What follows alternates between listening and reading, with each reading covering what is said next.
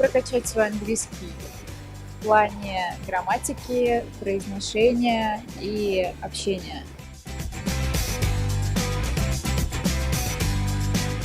Благодаря английскому, я думаю, я смогу совершать путешествия по всему миру. Если ты живешь в одной стране, то это как прочесть одну страницу из всей книги. И, то есть каждая страна — это как отдельная страница со своей культурой. И я думаю, язык научит меня читать эту книгу. Привет, меня зовут Айсулу, я преподаватель ASAP. Ты, наверное, знаешь, что ASAP — это as soon as possible, как можно быстрее. И я как можно быстрее объясняю вам модальные глаголы, времена, все эти темы, для того, чтобы вы умели вежливо разговаривать на английском языке.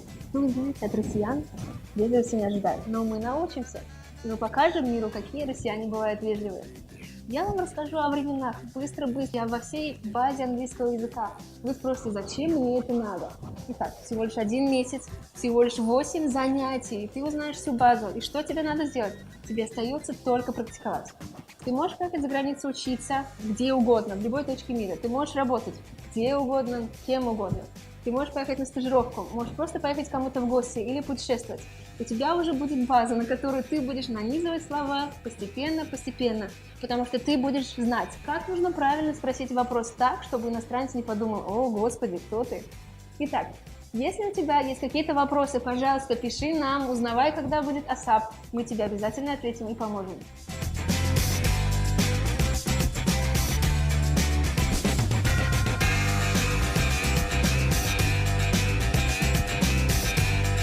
Я начала учить английский, хоть и месяц, но уже вливаться в эту, так скажем, сферу изучения языков. Надеюсь, та база, которую мне дадут в этой программе ASAP, мне поможет еще легче улыбаться, еще быть круче в английском языке и просто добиться чего-то большего, чем я сидела бы дома и просто скучала бы в этот красивый осенний вечер.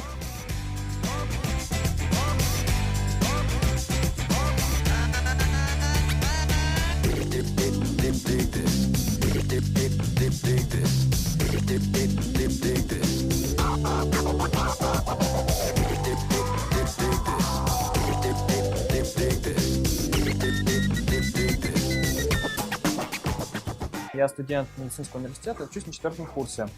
А сегодня прошло первое занятие по английскому языку в проекте ASAP. Моя цель — это стажировка, международная стажировка, которую я планирую через год. Я надеюсь, что через год я смогу свободно разговаривать на английском и также давать интервью уже на английском языке.